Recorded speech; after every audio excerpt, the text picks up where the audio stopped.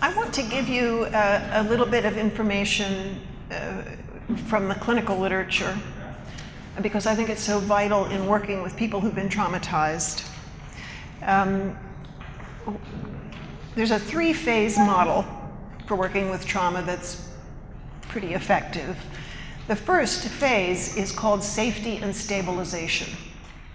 The second stage is when you're really processing the memories of the stories.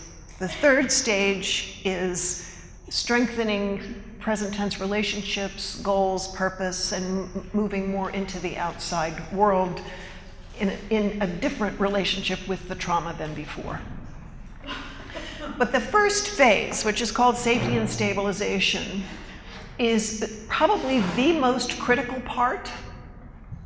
Everybody thinks it's the memories, but it's actually this. And it's not only critical, but the recovery is not linear. So you do safety and stabilization, which I'll elaborate on in a minute. Then you get into some of the memories and somebody, I don't know, wants to use alcohol again or just is completely overwhelmed, you go back and do safety and stabilization. Then you move a little bit more through the memories, then you go back to safety and stabilization. Or they have an outside crisis in their life, so you go back to that. And you keep in mind, particularly in the area of complex trauma, that we are working with people who don't know how to feel safe or be stable. Nobody ever taught them or let them be that way. So it is one of the most foundational building blocks to trauma recovery. And it means several things. Number one, it's about their physical safety. Many people with these histories do things that are not safe or live in situations that are not safe. And so you need to assess for that. Is it safe in the home where they are now? Are they physically safe in the home they're in? Other assessments in terms of their safety outside of your office. Are they safe from themselves? Do they want to kill themselves? Do they cut? Are they weighing 80 pounds, or whatever it would be here, because they don't eat, they're anorexic? Are they drinking so much alcohol or using so many drugs that you can't do any work with them until those things are worked on, and rehab has to be first before trauma therapy, whatever. So you need to assess all of those things so the person is as safe as they can possibly be and as stable as they can possibly be. And the stabilizing refers to some of the things I mentioned before, such as, what are you going to do with yourself when you feel overwhelmed? How are you going to take care of yourself? What are you going to do when you feel extreme rage? And how are you going to stop yourself from actually being homicidal? And so it involves things like teaching them how to breathe. It usually involves a visit to the medical doctor to make sure nothing else is contributing to what you're working with. It involves teaching them that things like aerobic exercise can diminish anger and also kick in endorphins, which is the runner's high, which helps people feel calm. And it can help with depression, which many of them are depressed. So, and another thing that I work really hard to do with my clients is teach them how to look for beauty, because they don't know how to do that. They're so focused on trying not to get hurt again. That's really the primary thing in their minds. And so they don't, I'll give them an assignment. In the next week or two, 3 times, I want you to spend 10 minutes outside, find one thing that you think is beautiful, write it down and bring it back to me. So you're trying to get them to use their brain a little bit differently. I've had clients say to me, I never knew till I did this work that flowers were actually different colors. So we're talking pretty basic stuff here. So safety and stabilization, the other piece of that is their relationship with you. You have to build trust. You need to form an alliance. And that takes a long time. And you need to be okay with that and not take it personally. They're sure you're going to run away, quit seeing them, hurt them, and any number of other things, tell everybody else their story, and you keep saying, this is what's true, this is what's true, no, and they still don't believe you. And a lot of times people start to feel like it's all about them, but it's really not all about them. They're bringing you are the things they learned while they were being traumatized. And now you're going to say you're the exception to that, but they've never met an exception before. So why should they believe your words? So it's something that happens little by little over time. And one of the things that protects the relationship are clear boundaries. So when somebody first comes to see me and they have a trauma history, one of the things I will do is tell them what I do and what I don't do. This is what you can expect, because again, predictability helps people feel safe. They lived in very unpredictable environments. They don't even know what boundaries are, except fighting somebody off so they don't get hurt or those kinds of things. So I explain to them what to do in an emergency or not. I explain to them that I do not stay attached to my email by an umbilical cord. And because the work is so compelling, many, many therapists do not do this well. How do you handle crisis phone calls? How long is the session? You know, when you come and see me, I'll spend X amount of time with you, and then you keep extending it, extending it, extending it. And so what happens is you end up with two chaotic people, and that's, again, not a good outcome. So you need to figure out how you're going to do this in a way that builds trust and helps them and takes care of you. Because there are two people in the room, not just one. And so, for example, I've had people tell me that they got involved in working with somebody who was severely traumatized in their church and hadn't really had any training or read anything, so the person kept locking themselves in the bathroom at their house and threatening to kill herself. So this person who was helping went and spent a whole weekend in the bathroom. That's hospital time if somebody's that suicidal.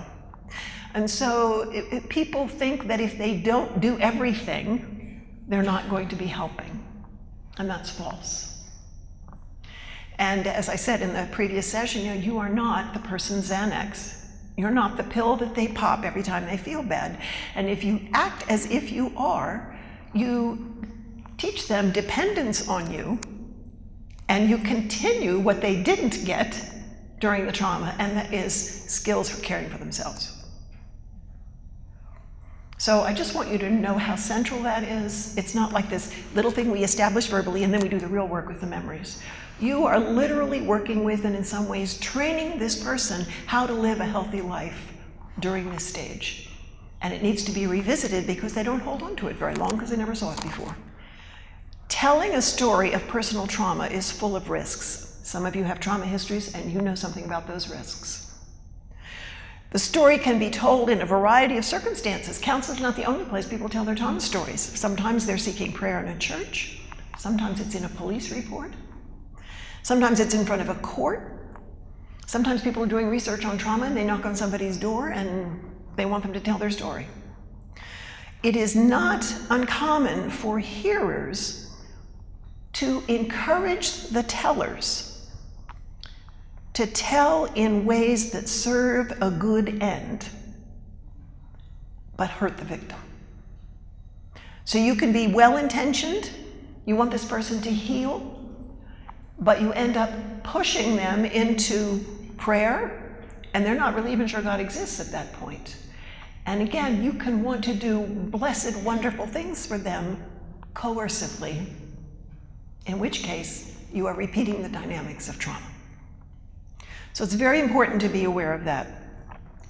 You do not want to damage an already damaged person.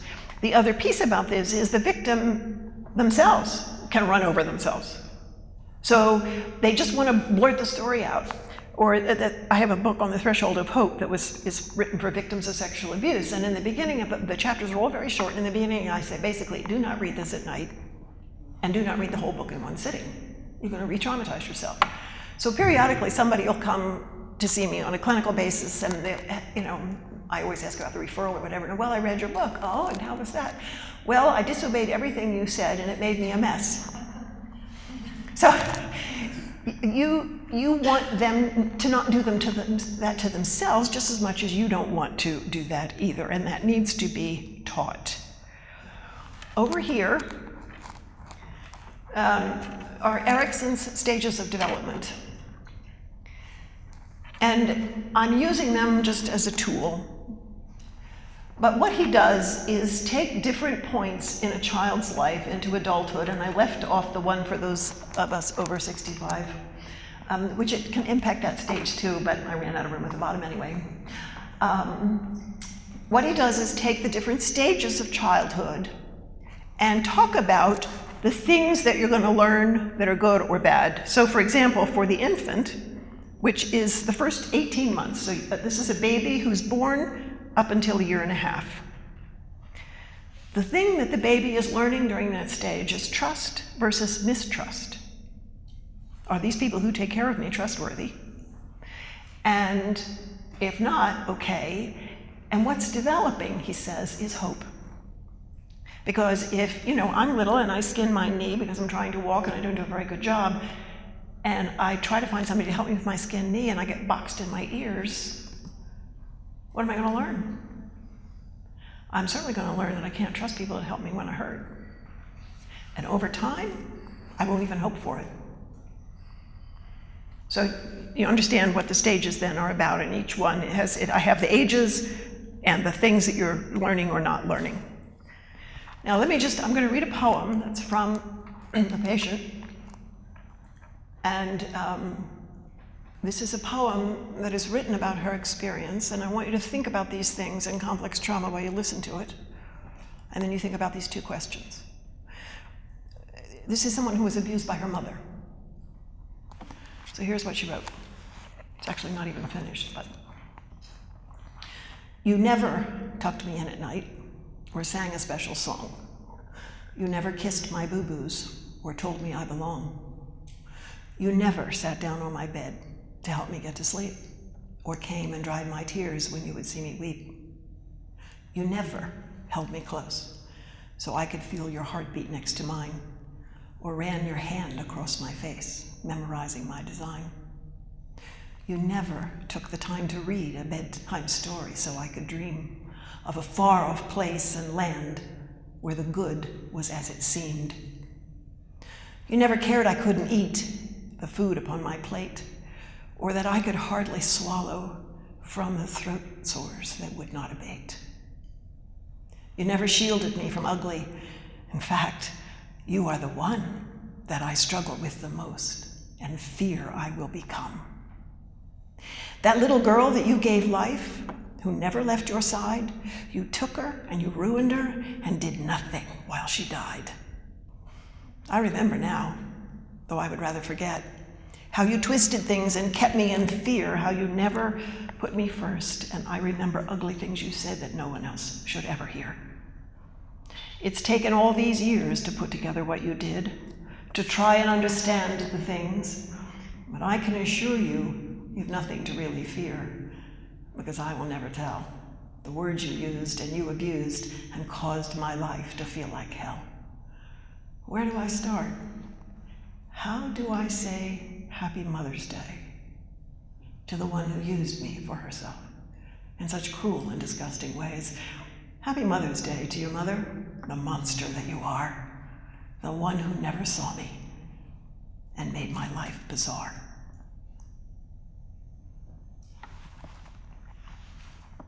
Now you think about that poem and the questions. What kind of lies did this child learn about who she is, about who others are? What did she learn as an adolescent? And you look at the things she should have been learning. So you can list. She learned mistrust. She learned, all those things. And when you sit across from a lovely, well put together, competent adult, this is who she is. Part of the purpose of what you were doing is that when people come in front of us with terrible suffering, we feel like we're supposed to fix it. And so we often start talking long before we should. You can't fix 15 years of brutal rape by a father. It can't fix 5 years on the streets as a 16-year-old trafficked. So we have to work with ourselves in order to change what we think our goal is or what we're supposed to do, And the first is that we really understand the person in front of us. And again, that's part of what that exercise was about. It's not just the person you see, but who they've been throughout the lifespan before they came to you. And you want to truly see them. When I was in Rwanda several years ago, I've been back and forth many times, there was a wonderful man there, a godly man, who lived through the genocide. And he said, after the genocide, we did not think we were human. We forgot that we were human, which is not hard to do if people run around calling you cockroaches. And of course, you know what we do with cockroaches. And he said, I was with a group of people, you all came and listened, and you saw us, and now we remember we are human. Don't underestimate the power of listening and understanding in a person's life. That's part of the healing before you ever make a suggestion. Let me just talk to you briefly about vicarious trauma. Trauma is contagious. In the role of witness, it's easy for us to get emotionally overwhelmed. And what happens is that we, if we're really working and understanding and entering in, we end up, though to a lesser degree, with the same feelings of anger and despair, and it's known as vicarious traumatization. We end up struggling with disruptions in our relationships. As you're repeatedly exposed to stories of human atrocities and cruelty, your faith will be challenged. So we end up beginning to share the client's feelings of helplessness. I don't know what to say about this. I don't know what to do with the story. I don't know how to handle it. Well, that's how they feel all the time. So it's very important to use what you feel to inform you also about their experience. We end up identifying with them through their profound grief and feel sometimes like we are also in mourning for what goes on in this world. And unless we know how to take care of ourselves, we will not be able to continue to bear witness because we will burn up, dry up, fall away. So it is an occupational hazard, vicarious traumatization, if you do any kind of work with trauma survivors. But it is not something people do to us, but rather it is a human consequence of having empathy. Because when you have empathy, you open up a door to your heart, and other things get in it. So if you really have empathy for somebody who's been traumatized, the horrific things that have happened to them will come through that door in your heart, and you can easily find yourself also overwhelmed and shutting down.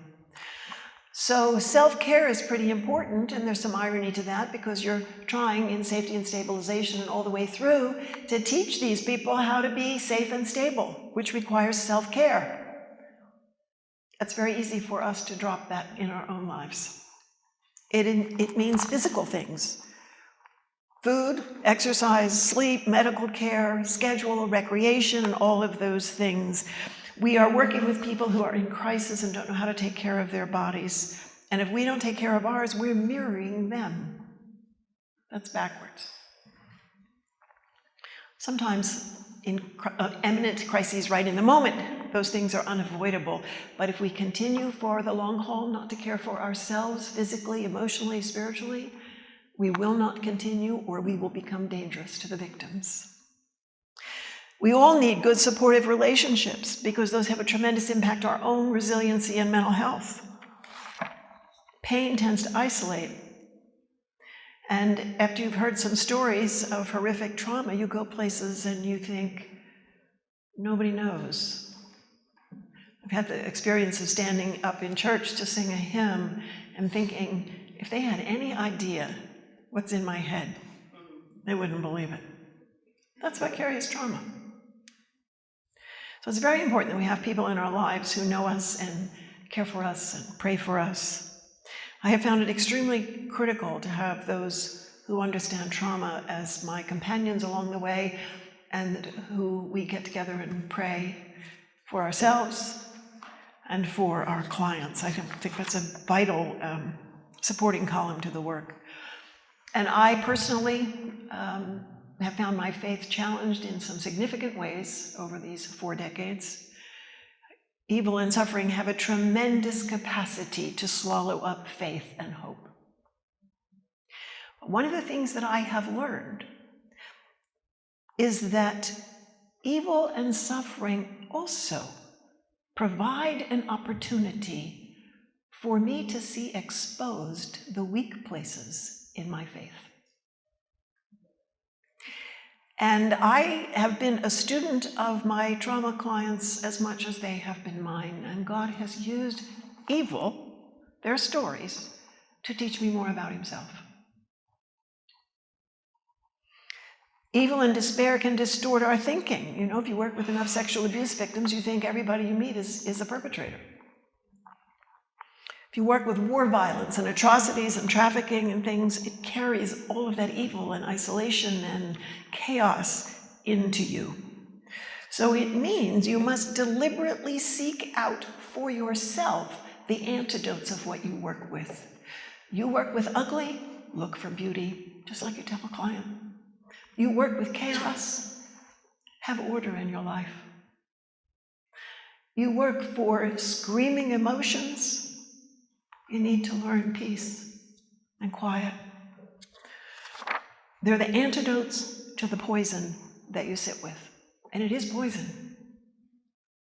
I've realized even more clearly in recent years that these antidotes, of course, are not just helpful in coping with the effects of the work, but they're actually part and parcel of a life that is obedient to God.